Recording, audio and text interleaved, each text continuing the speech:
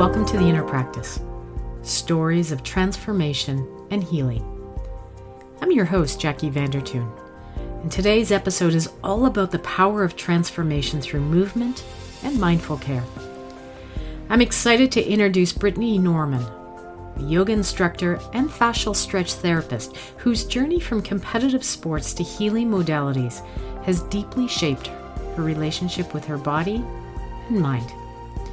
Brittney's story is a beautiful example of how compassion and curiosity can lead us from pushing limits to honoring our inner wisdom. Let's dive in.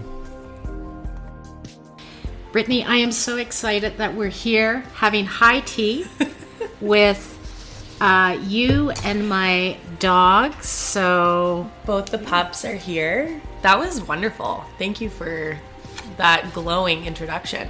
Oh, my pleasure. You're such a glowing, beautiful person. I'll take it. How can I not I'll have take such it. a glowing introduction? I'll take it. Brittney, you are a competitive athlete in both mind and in body. I am, yes. Can you share a little bit about your competitive story? Yeah, so I guess, really looking back, it started when I was 4 years old. I had tried multiple sports, baseball, and then soccer. And honestly, I was so drawn to soccer because ultimately I was the best at it. I was good at it. So from there, every year after that, it was my primary focus and my primary goal. And I felt that pull even from such a young age. It kind of took over. It consumed me. I made best friends from it. And I think when you make friends in a sport, it kind of glues you to it a little bit more. So yeah, starting in house league and then getting selected for a B team playing for Brams United. I was very comfortable there. I had a leadership role and our team was quite good. I made a lot of good friends. Not really expecting to be selected for anything higher than that. And then lo and behold, I was moved up to the A team and we were one of the top teams in Ontario for a good portion of my youth.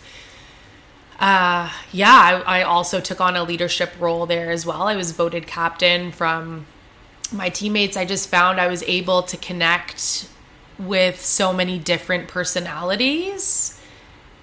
And, I think that speaks to a lot of where I've ended up today. But yeah, soccer. And then after playing on the A team, our team was a travel team. So we would travel all over the United States. And we were scouted for scholarship opportunities. So my parents pumped in a lot of coin. So I had all of that exposure. And I had 3 full ride D1 scholarship opportunities. Wow.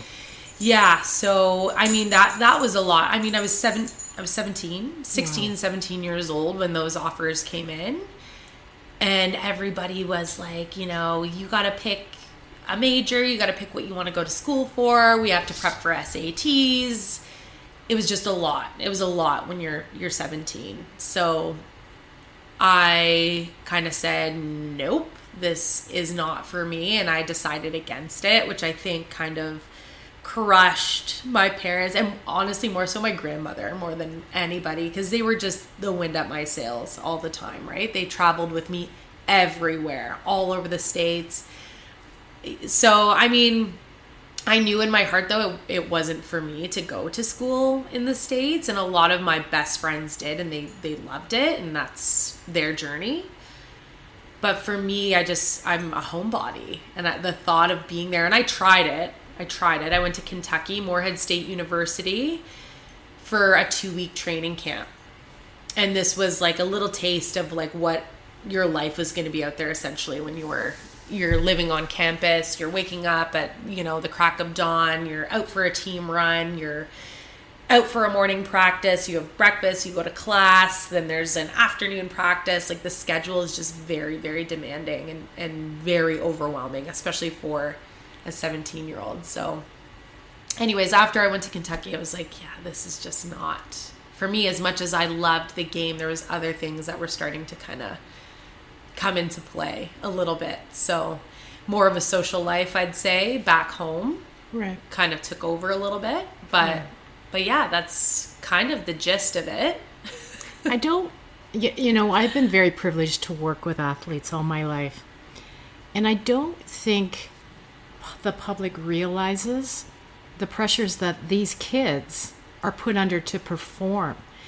And just looking at their life, like you expressed, just in school, like you wake up, you have a pre-practice before 8 a.m. You get ready, you go to classes. If you're first year, you have a mandatory study. Yeah. Then you have to work out, and then you have a post-practice. And then you travel on the weekends. And you have family, you have friends. That's it. So, I mean, I think you have to be a certain type of person to do it, to go to that next level. And it's definitely not for everybody. It has nothing to do with the sport. Like, I loved the sport. I still do. I still play to this very day. So that's something that will never change for me.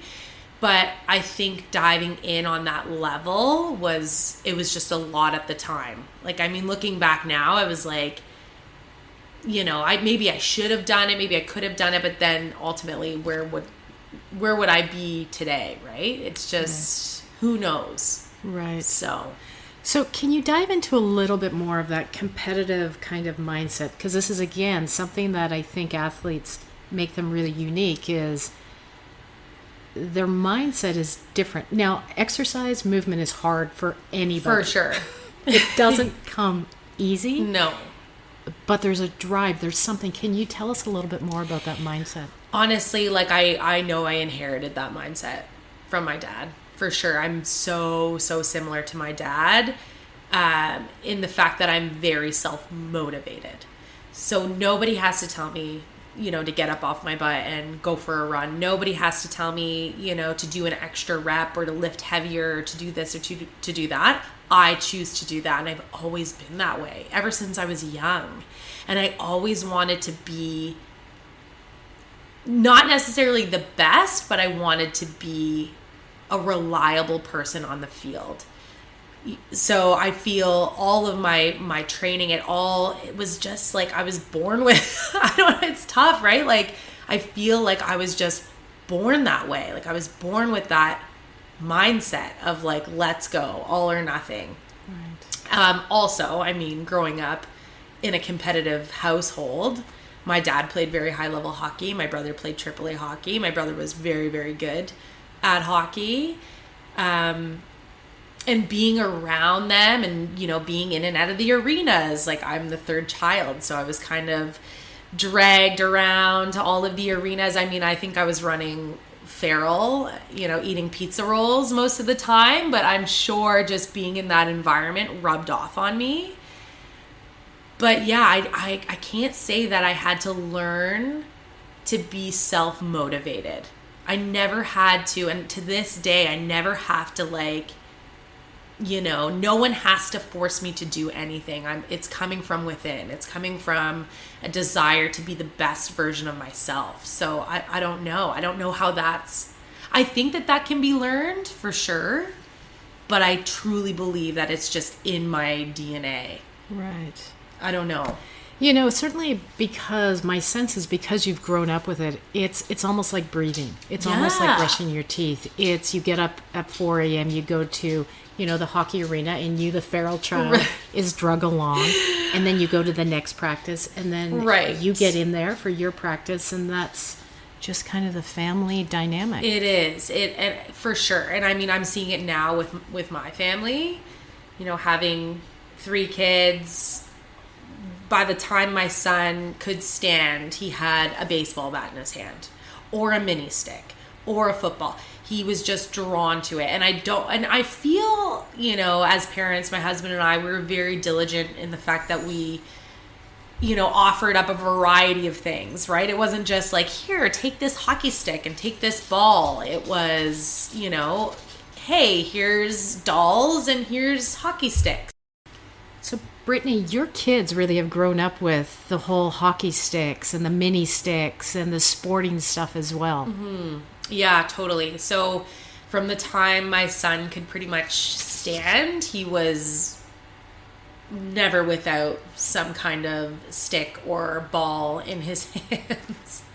And to be honest, like, it's not like we forced that on him. He was definitely drawn to it. So we have a variety of toys in our household, and it's just interesting to see what your kids are drawn to. So I mean, I that's going back to that mindset, right? Like, is he just born with it? You know what I mean? Like, is it just bred into him that that's what he wants to do? It's like this competitive mindset. And as he gets older, you know, I'm seeing similar characteristics as to how I was when I was a kid, right? He plays a totally different sport than I did, but very similar competitive mentality and wanting to show up for his teammates. So I don't know. I think that you're born with it a little bit, for sure. But your husband, can I say, yes, is also, I don't want to throw, I know I don't want to say, oh, here he is when he's like, don't talk about no, me. No, so no, totally talk I'll just about say him. your It's husband. Fine. It's fine. Talk about him. It's good. Well, can you share a little bit? For sure, yeah. So my husband plays professional lacrosse. So he plays for the Toronto Rock. He's been in the league for 13 years now, which is crazy to say because it feels like yesterday that he got drafted. So yes, we have procreated, you know, these little, hopefully, you know, athletic little beings that are just drawn to sports. So, I mean, yeah, like, but his entire family is super competitive too, right? So he was brought up in that environment also. So I don't know, our kids are just like byproducts of that. I love how you procreated little future athletes. And whatever that looks like, right? Like Nash plays lacrosse, Ginny plays soccer, house league. I always say to her, like, her mind hasn't fully caught up with her legs yet, so she's getting there. Her coordination is getting there with soccer. But then that being said, she's like an all-star cheerleader, so she's crazy. She does front walkovers, back walkovers, and she's 6 years old. So she's like a little tank. She really is. She's strong as a bull. And then Bo, I mean, he's athletic, but he wants to be a fisherman. Fantastic. Yeah. Fantastic. So, you know what? It is what it is. What makes my heart sing, and totally off the topic here, right, is the kids are active. Totally. And I can't, just looking at, you know, trajectories and stuff with kids, yay mama. Yeah. Well, that's all I have to say. I mean, sport in any way, shape, or form, whatever it is that you choose to do, it's non-negotiable in my household, because I know the relationships that I've developed from sport, the confidence that I was able to build. Yes, it brought on other things as well, like anxiety, which I didn't know that I had. I couldn't fully put my finger on how I was feeling before a game or whatever that is until later on in life. Looking back, I'm like, okay, that was definitely anxiety. But I think that it truly shapes little confident human beings. And whether they choose to continue to do it later on in life or not, that's totally up to them. But, you know, we want to be able to give them the opportunity to explore that, right? So Brittney, you brought it up, and I'm glad you did, because one of the things of working with a lot of collegiate athletes in my other life is I've seen lots of mental health struggles. Right. And the problem is these young athletes are elevated on a pedestal and they shrink. Yeah. Because they can't admit that they're struggling. Right. And it breaks my heart how many times I've heard stories, and I have to say, you have to go talk to somebody. So can you tell us a little bit more about that, if you're okay with it? Of course, yeah. So, I mean, being at the highest level for your age group, it's, you know, everybody is feeling pressure, especially in big games, right? And it's like team wide. Everybody feels that pressure. But some people feel it a little heavier than others, and I think that that's totally normal, and that's totally how you deal with stress. For example, one of my best friends, Sam, like, she could just face the world. Like, let's go. You know what? Whatever happens, happens. Let's get out there and do it. But for somebody like myself, like, yeah, I may project that to my teammates, but internally, I just felt awful. I felt stressed. I felt so much sinking pressure internally, and it was all put on myself, right? Like, my coach would try to rally us up, and he would explain the importance of the game. Mind you, he was harder on a certain few of us more so than others, so I was definitely one of those people. I mean, I was the captain of the team, so it was shit or get off the pot, right? But I remember I would have to put on this shoe before this shoe, or, put my jersey on at a certain time, or do certain things a certain way in order to feel complete, so that, I was just like at peace with myself out there when I stepped onto the field. And then, 5 minutes in, my nerves would kind of subside, and then you're in it. But man, that first time that ball comes near you, it's very scary. It's intimidating and it's scary. Right. But then you realize we're all in this together. This is a team sport. Right? Like, I can't take on this entire team by myself. I'm going to do my part, and that's all that I can do. Right? So, but yeah, it's tough. It's tough because some players definitely feel it heavier than others. Right? And I think that just stems from who you are as a human being. Was that part of your decision to leave Kentucky and come back to Ontario? I just think, to be quite honest, and like, this is going down a totally different path, but I was literally getting into my party stage.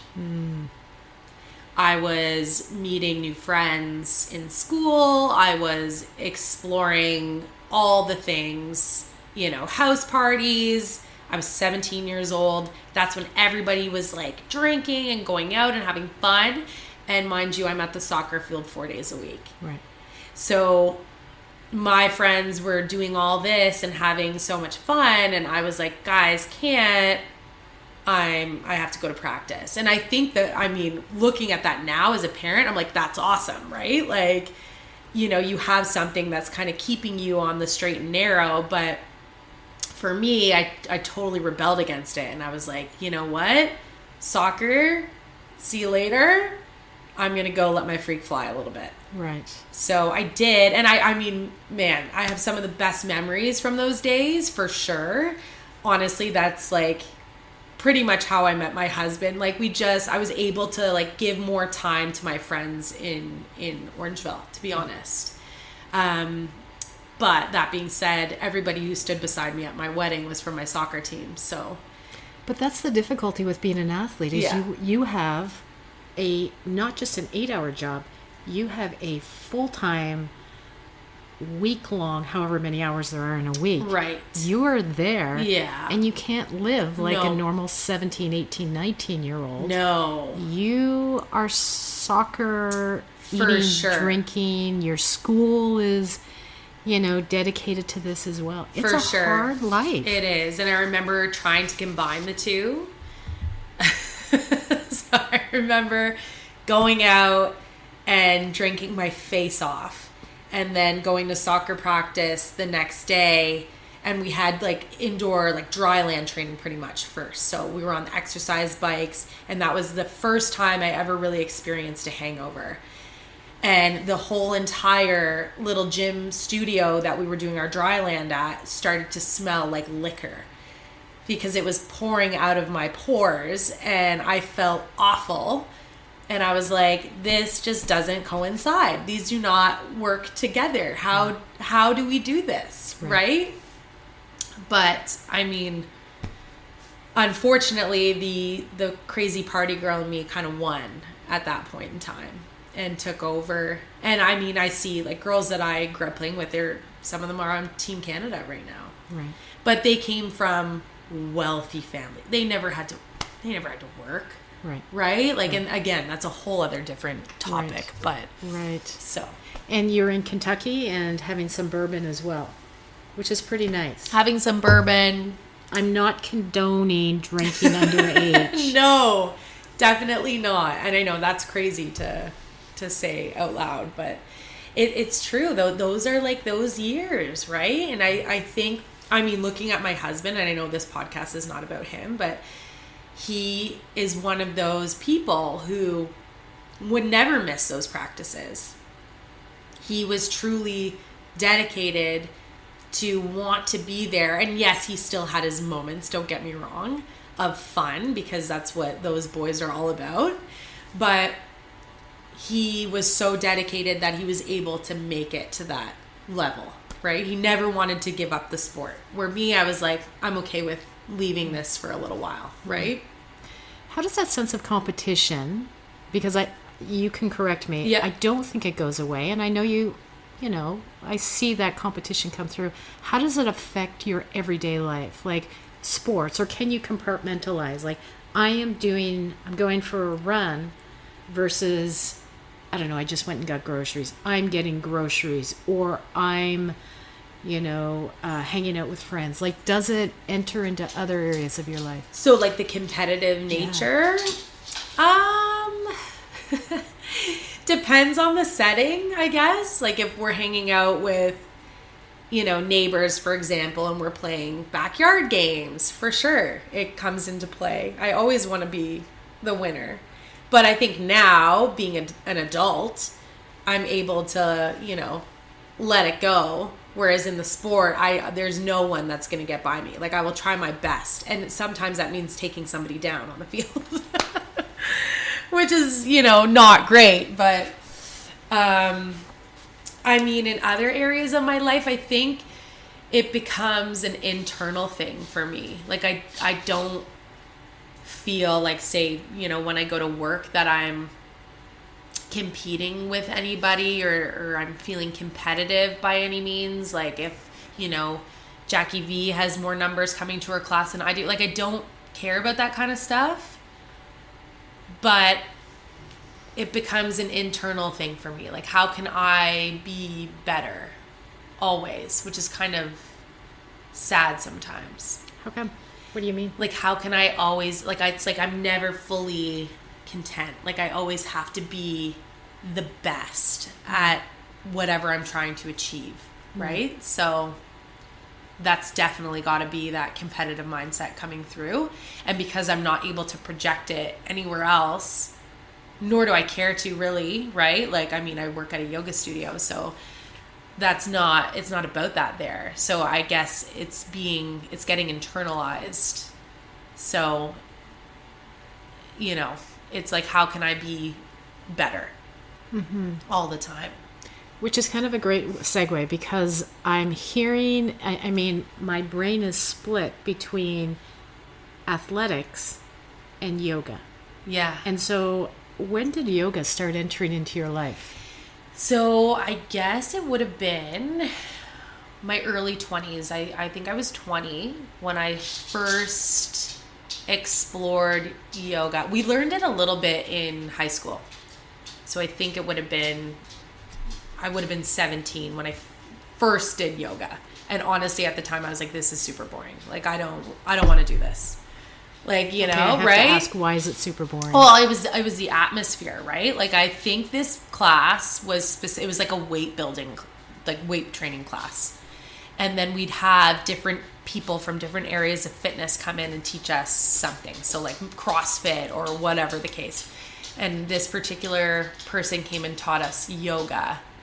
And I remember just being like, I think we learned like the basic warriors, maybe a triangle pose. And I was like, this is just so boring. Like, I don't feel anything from this. But then, fast forward a few years later, I think I had more time. And I wanted to try hot yoga. I was like, oh man, I love a good sweat, right? I need a good sweat. And I joined, I think it was called Pari Barton at the time. So it was just up the street from us, just up the street from Go Yoga. And there was this instructor there, and I think she was the owner actually, and she put on, it was like essentially a power hot yoga class, and she played fun music. She played, you know, stuff that I kind of play in my class now to this day, but it captivated me because it was so challenging, and it was just my own body. So you're still getting that competitiveness. Yes. You're challenging yourself. Yes. But in a different format. Totally. Because I always had a ball. Right? So we never focused on like stretching. And honestly, that drives me crazy. Because, well, yeah, I know. Like, being on such a competitive sports team, like, that has to be taken into consideration. Definitely. I mean, obviously knowing what I know now, having become a yoga teacher, but honestly, like, for longevity, for all the things, and for injury prevention, like, that was never stressed, you know, as a 17-year-old girl playing soccer. Right. You know, and the amount of injuries, the amount of girls I've seen go down, the amount of girls whose careers are over because of a torn ACL or a torn, you name it. And I know I'm preaching to the choir right now, but it was never stressed. And it just makes you wonder, right? Had we focused on mobility, had we focused on flexibility, where some of these girls might be at. And I know injury happens obviously in every single sport, but it just seems to be, you know, obviously the knees are a big factor in soccer. So, well, there's an epidemic of ACL injuries amongst women soccer players. Yeah, there we go. And, you know, like, you are preaching to the choir, and I think yoga, sidebar here, I think yoga would be a fantastic modality. For sure. As a preventative thing. Absolutely. That you can use. However, that's just the choir getting excited from your conversation from the athlete perspective. And quite honestly, like, this is kind of steering in a different direction, but I feel like that's why I'm here to teach yoga, because I'm that bridge essentially, because I know what it's like to be a competitive athlete, but I also know how important it is to look after your body in your everyday life. Like, this isn't, you know, being an athlete isn't going to last your whole entire life. You have your body that you have to deal with, you know, after, throughout, whatever. But I think, you know, going to that power yoga class and seeing a different side of, you know, rather than let's just go into Warrior One and hold it for a few breaths, but let's now, you know, try to bring our knee to our elbow in a plank. Like, it just was so challenging in such a different way. And it really made me tune into my body. I was like, oh my God, like, I feel so strong. And I don't need anything. I literally just have to show up on my mat and move my body in certain ways. And I'm feeling such a sense of pride and strength within myself. So anyways, I'd love to be able to bridge that gap. That is, I get goosebumps sometimes when I get really excited about stuff. And I have goosebumps because one of the things that I love about your story is, and I'm not putting yoga people down, right? But sometimes you have that woo-woo kind of perspective of, my name is Sedona, and I wake up and do, you know, prayers to the sun and the moon, and that's not, no offense, that's not you. No. And I don't want to call you a normal person, because we're all normal in our own right. Right. But you're bridging two separate things. Mm-hmm. And I don't even want to think of them as separate, but that highly competitive, athletic driven with yoga, and not just yoga from a posing, stretching, but from a strengthening, from a physical perspective. Totally. But I also want to dive into a little bit more about what else does yoga give you? So, I mean, if we look at that first class that I took, the power class, you know, that was familiar to me, right? Because, like, it wasn't. It was familiar to me in the sense that it was a challenge. It was hard. And I like to rise to a challenge. So after that, that's what it was about for me. I was all about, like the vinyasas and like the crazy. And I mean, I still teach to this day that type of style of yoga. But now, I mean, I'm 34, so I've been practicing for 14 years. It's changed dramatically. My personal practice has changed. So when I'm at home and I'm alone on my mat, it's a much slower, focused practice rather than, okay, I need to see how many times I can, bring my knee to my elbow, for example. I want to sit in this for a little bit. I want to just totally tune in to myself. So it's slowed my brain down, right? Like from being that like, blah, blah, blah, like rah, rah, rah, let's go. And that's my energy. That's what I bring to the table. But if I'm thinking about my own practice and not teaching, it's definitely just slowed me down a little bit. Okay, I have to ask, when did that transition occur? Or was it always there? Or was there a... No, because I would fidget in Shavasana after a class. I would be like, get me out of here. We're done. I don't want to lay here. I don't want to have to lay here and think. And I know, everybody's like, shut your mind up. That's never going to happen for me. It's just... And I understand meditation, obviously, now a lot more than I ever did. It's not necessarily about shutting your brain off. It's just about, just being there. Just being in stillness for a little bit. And calming yourself down. And for me, now, man, I could Shavasana the whole class. I would love to lay there for an hour. And it's like the visuals that I'm able to, they were going woo-woo a little bit here, but like, I know everybody has a different experience, but for me, it's like the visuals that play over in my brain. It's kind of crazy. It's a crazy experience. And then I leave just feeling like cleansed, and I understand totally why people meditate. Some people have to start their day with a meditation, and I think like that's such a beautiful practice. I really do. But no, for me, it probably changed, and honestly, it's recent.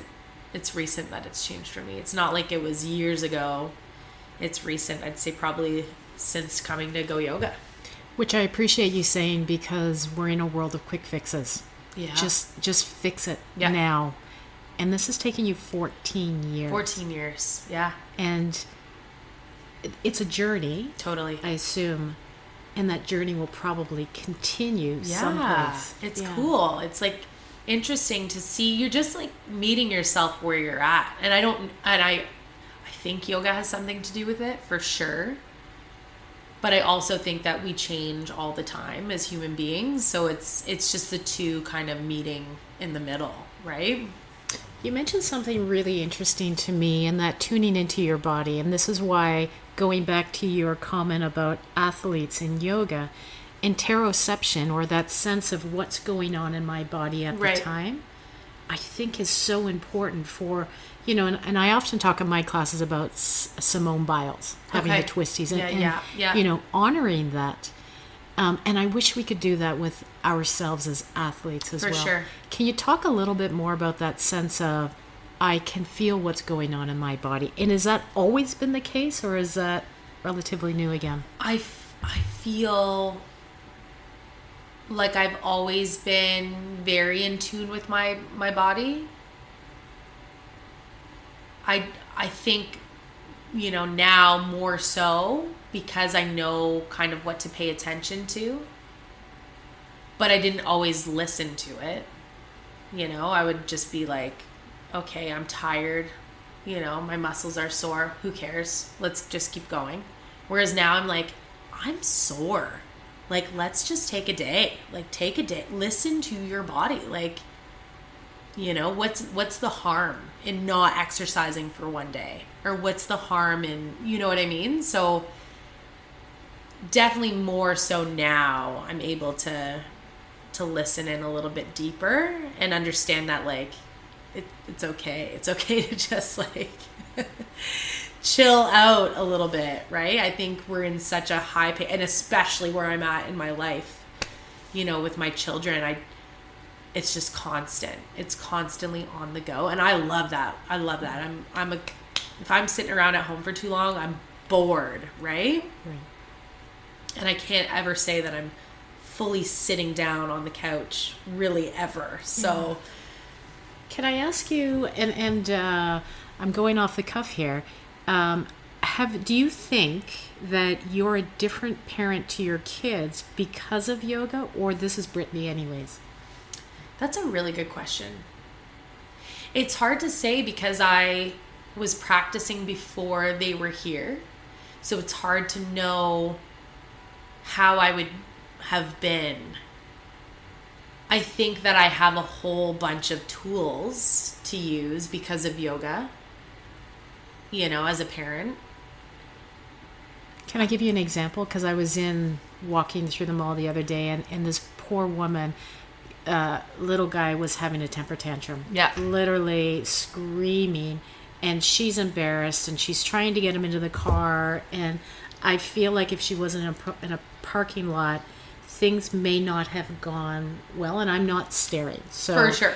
You know, and I think back to when my kids, thankfully they didn't have a lot of temper tantrums, but things like that. Like, do you think you're able to tap into that being present, that calm, that... Oh, totally. And I know this because of how my husband reacts. Sorry, Billy. Sorry, Billy. But honestly, like, I can keep my composure way longer than he can. Like, my patience with my kids is like second to none. And I think probably because I just know how to kind of go internal a little bit more, right? Like, this isn't going to last forever. They're kids. They're little. They don't know how to deal with all of these big emotions that they're having. And I wouldn't say that I'm a gentle parent. I wouldn't. I mean, if my kid does something that they shouldn't. Here. No, well, totally. I mean, I don't, you know, physically abuse my children. But honestly, like, I'm also like, if you're going to do this, you're going to learn from it. Right? If you're choosing to act this way, if you're choosing not to wear shorts when it's 30 degrees out and you want to leave in your fleece pajamas, and I've told you 9 times already to put shorts on, that's your journey. I feel that's a real story somewhere. Right? That's your journey. I can't, you know, my mom said to me yesterday, you sent your kids here in pajamas and, you know, this. I said, Mom, that was their decision. I feel as if they are old enough. I know that they are old enough to put the right clothes on. And I'll tell them the weather. I'm like the weather forecaster in the morning, right? Guys, it's a little chilly this morning, but it's going to warm up. So, shorts, t-shirt, sweater. I tell them sometimes 9 times. It's a strong suggestion. If they still choose not to do it, that's on them, right? I'm not going to lose my cool because of it. That's on them. So... yes, yoga has given me these little insightful tools, you know, to translate into my parenting a little bit. I love it. For sure. Brittney, what made you become a yoga instructor? Actually, I should ask how long you've been a yoga instructor. So I was teaching without my YTT before, just friends and family. Because I was trying to share the practice with everybody. I said, this is awesome. Like, you guys have to try this. No one in my friends and, you know, nobody had done yoga before. Quite honestly, everybody that I used to teach would say, I never liked yoga until I started coming to you. Oh, that's fantastic. So once I started to hear that kind of stuff, I was like, I think that I should do this. Right. And honestly, it was just purely out of the sole fact that I just wanted to get the certification. I just wanted to be a yoga teacher. I had no intention. I was still working full time for the town of Orangeville. I had no intention of doing this, full time. Honestly, it's not realistic unfortunately, it's not realistic for somebody to teach yoga full time, but unless you're a big influencer on Instagram, which I don't have the patience for. So after, hearing that from friends and family, and I was like, guys, like, you're my best friends in my family. Like, how can I trust that, like, what you're telling me is, and my mom's like, well, would I lie to you? No, like, you're good at this. You should do this. So anyways, that's why I decided to actually go through with it. And I knew that it was, I knew I was in alignment because I loved the course. And for me, if I'm not remotely interested in something, good luck. My brain totally shuts off. Like, I could be having a full-blown conversation with somebody. Yeah, it's bad. Okay, well, I hope your brain hasn't No, shut we're off tuned yet. in. We're dialed in. But if I'm not into it, like mathematics, for example, and I know there's a lot of math lovers out there, but for me, I would rather do absolutely anything else than listen to somebody try to teach me math. Right. You could try your hardest, and I don't know what it would take to get me to listen.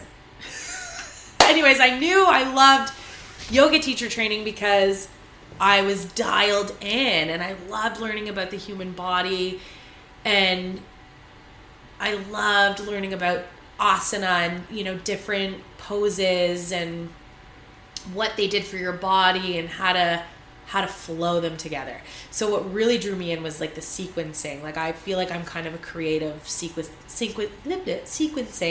mastermind, because that's fun for me. I can get on my mat. I can honestly say to you that I have never used the same class twice. I always do something new every time, because that's fun for me. That's like a creative outlet, right? So anyways.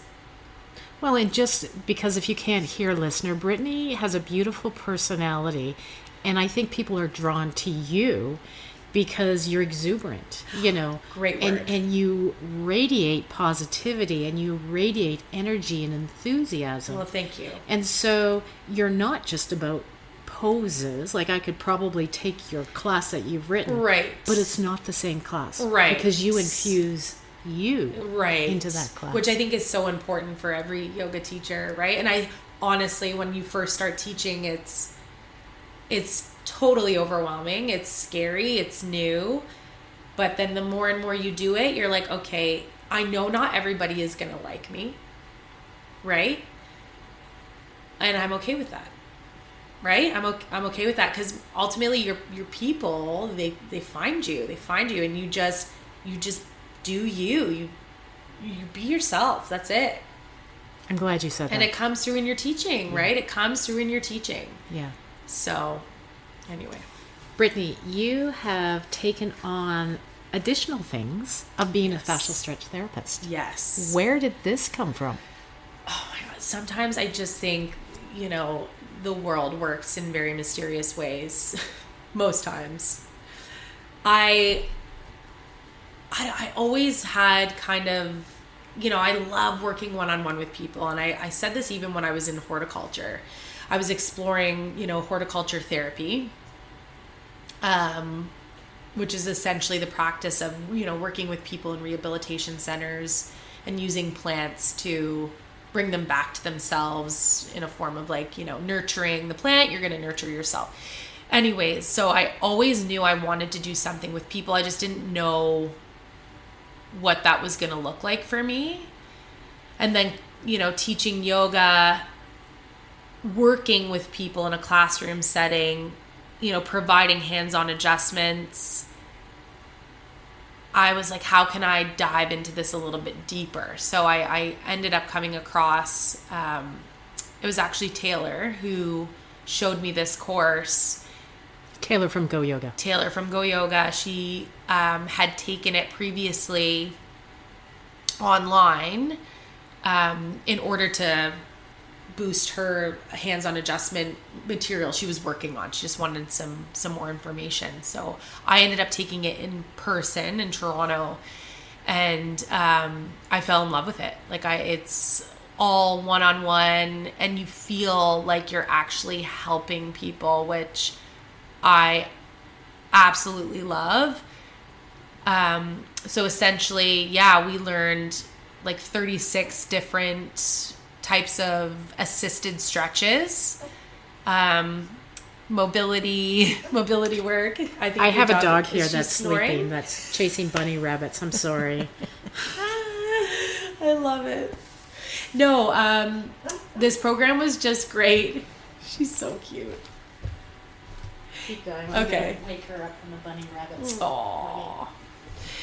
The program was so great. It was a lot. Like I was surrounded by, physical therapists, massage therapists, so people that were essentially taking this course. I have something in my eyeball. To broaden their own, practices, whatever they were doing. And then here I am, yoga teacher.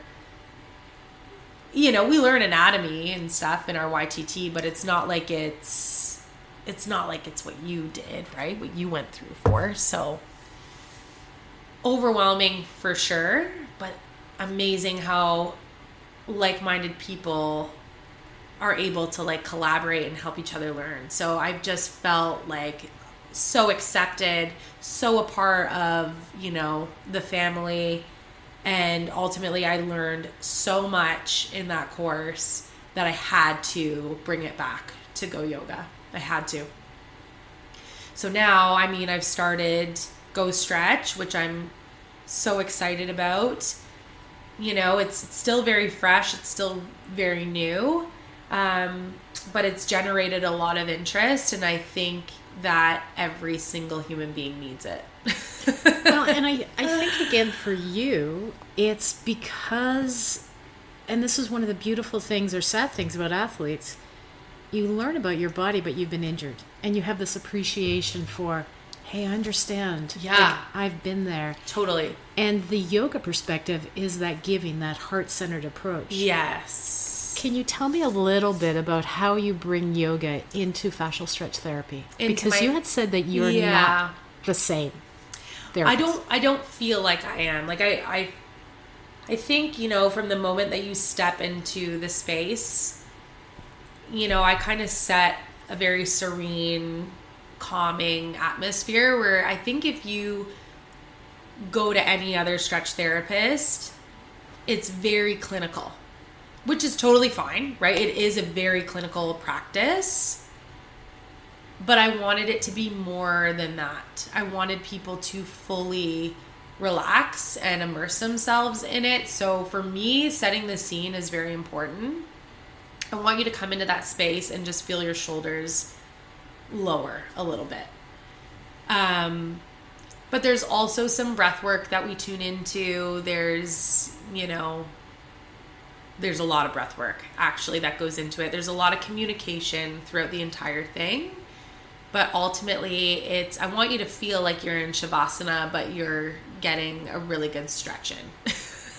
Brittney, that is, again, like the mind and the body, you have integrated seamlessly. Trying to. Which, again, this is, and my own personal belief is that in the westernized medicine, we silo things, right? From that biological. And you've just said, hey, you know what? Let's bring in your mind and your emotions. For sure. What a gift. Honestly, what I love about this approach, rather than being in a very clinical setting, is I feel people are able to relax a little bit more and they're able to open up a little deeper into things, right? So, when their mind is calm, their body follows suit. So people are able to, get into a hamstring stretch a little bit deeper because we're really focusing on breathing throughout it or whatever the case might be. So it has such a profound effect when you're able to relax in your mind first. Your body just kind of follows suit. So true. Brittney, I love the journey going from the competitive athlete to the yoga to the healer. Yeah. Right? Healer. And I think, hope so. Well, no, and I think what an amazing journey, because again, we are all on our path and on our journey, and that's why quick fixes don't work. No, they don't. Right? Because you wouldn't have been No. who you are had you, maybe done your Div 1 4-year degree, played soccer, right, went through life.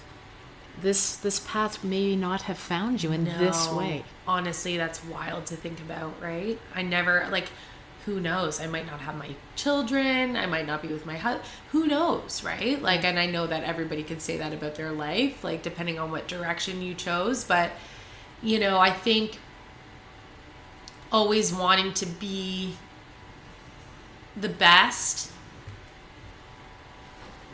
taking this other path that I have decided to take has made me realize that that's not always, what's best for you, right? Yeah, you can be successful, but you don't have to constantly be looking for the next thing, if that makes sense. Absolutely. It's the trophy. Yeah. Right? That trophy we wear when we've won the championship only happens once every blue moon. For sure. But to be okay with, today it's not a trophy. Today it's a coffee. I feel like that's a full circle moment right there. Okay, what am I looking for? Am I going to get a trophy after this? Because when I was younger, if we won a game, we would get a trophy. Right. Life isn't like that. Right. No. And that's okay. Totally. That's the way it's supposed to be. Totally.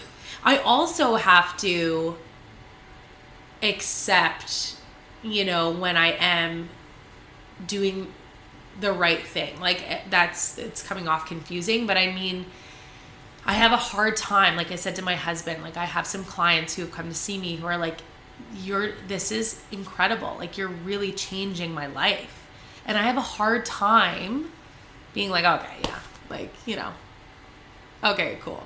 I can't accept it, and I don't know why. And I don't know. It's tough. It's a tough battle to just accept that you're doing probably what you're meant to be doing. Oh, that again, goosebumps on my arm here.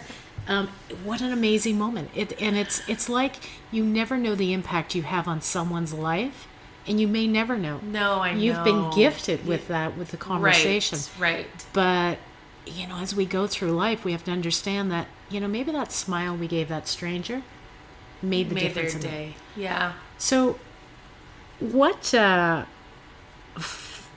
transformations can you, without breaching confidentiality, right, what transformations have you witnessed? You've honestly made a huge difference in my life. Why do you think that is? I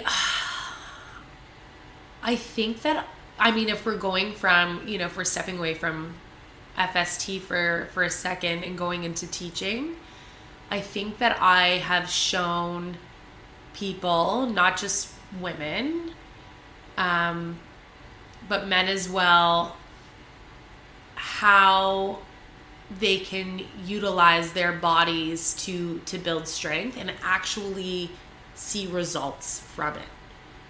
So yes, when people come into my class for the first time, they're like, that was crazy. Brittney has a power class, and I've done them where you are working hard. That's generally what it's the general consensus of that was crazy, right? But that was awesome. And I think these people, they keep coming back and back and back, and they're realizing just how much you can accomplish with your body, right? And I feel those people, just seeing them show up time and time again, that's just a reward all in itself, and then telling me this is I have to mentally prepare myself to come to this class, but I know it's going to be worth it every single time. And that's because of your energy, right? That sense of empowerment. That's it. It's again that gift, you thought you weren't able to do this, and look at what you're doing. And I love that. That is what I live for. I love when people have that realization, because I have always had that within me. I know I can do it. If I want something, I am going to go and I'm going to work my butt off. I don't care what it's going to take. I don't care if I need to get $100,000 from the bank. I will do what I need to do to get what I want. And I feel like I try so hard to translate that into my classroom. Now, if we're going, back to FST, that is a much more spiritual connection. And I feel like I am not a trained therapist, but because of my approach, a lot of people, most people who come onto my table, they open up to me, about their lives. And I feel so grateful for that. Sometimes it's heavy, but I feel very grateful for that. And I feel like I'm just there. I'm that person that they need in that moment to have a conversation with. And I feel so grateful that they're comfortable enough to do that with me, right? That I bring that sense of, that calmness, that empathetic, shoulder. It's like people, and I remember the first time it happened to me, and I was crying on the mat. Yeah. And I'm mortified. I'm like, what is wrong with what me? happened? But it just released these emotions that I was holding inside. Yep. And for you to be comfortable, or for people to feel comfortable and say, hey, you know what? I know you're not my psychotherapist or my psychiatrist or whatever, but you've released something in me that allowed me to open up. For sure. What a better world we would be in. For sure. Yeah. Totally. And I think obviously we can do that for ourselves if you just have a yoga practice, but a lot of people, yoga isn't necessarily the most comfortable for them, whatever the case might be. They just prefer a one-on-one, stretch therapy session. They just want to relax. They just want to lay there and essentially let me do what I do best, right? But yeah, I've been able to connect with a lot of really great people because of FST and because of Go Stretch. And this is going back to wanting more, but I know that I'm headed down a very good path, and I know I'm headed in a really good direction, and I can't wait to see what Go Stretch will become. I know it's going to be something fantastic, but there's some things that I have to do first. Yeah, just opening more doors. That's it. Right. Totally. So, Brittney, for listeners who might be trying to balance physical activity with recovery and healing, what advice would you give them about tuning into their bodies?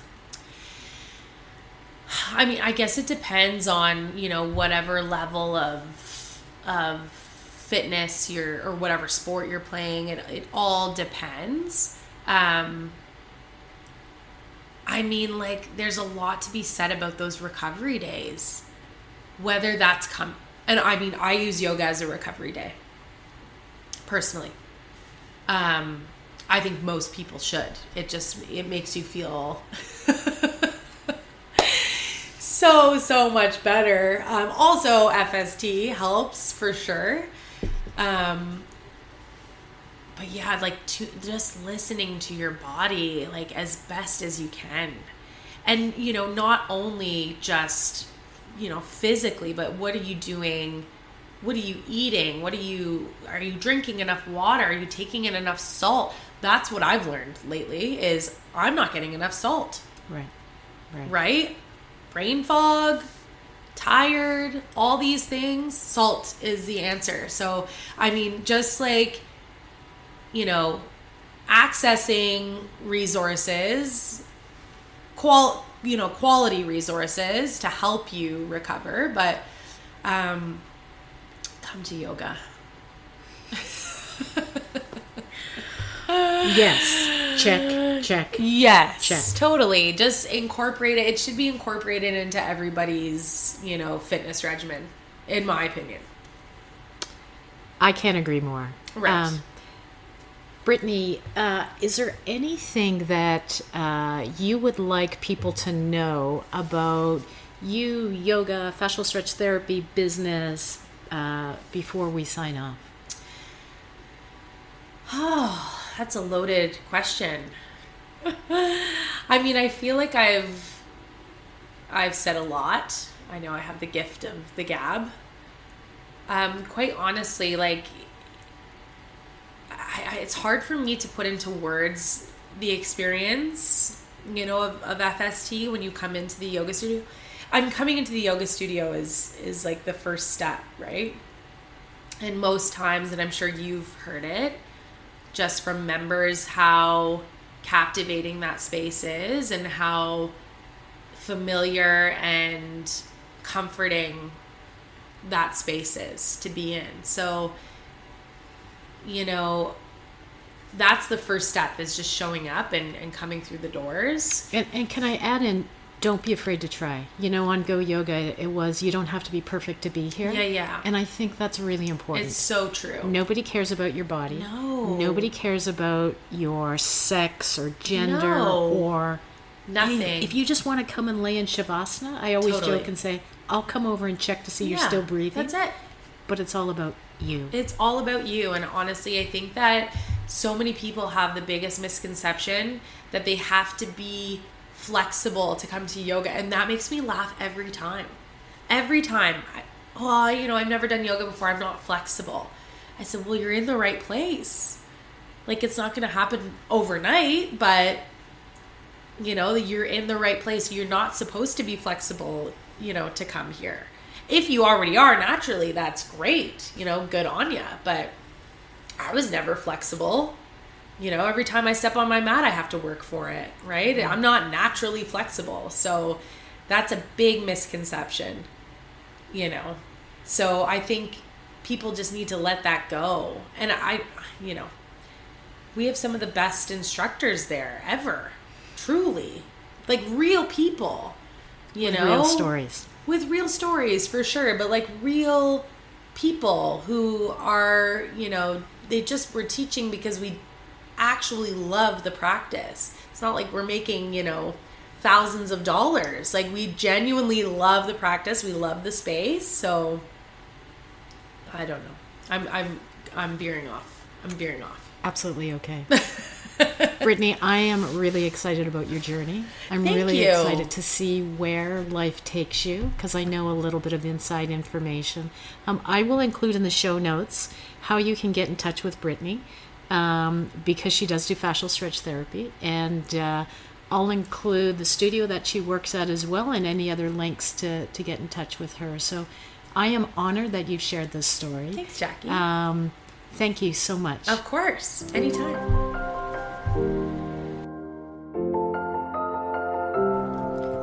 Thank you so much to Brittney for sharing such a heartfelt story of growth.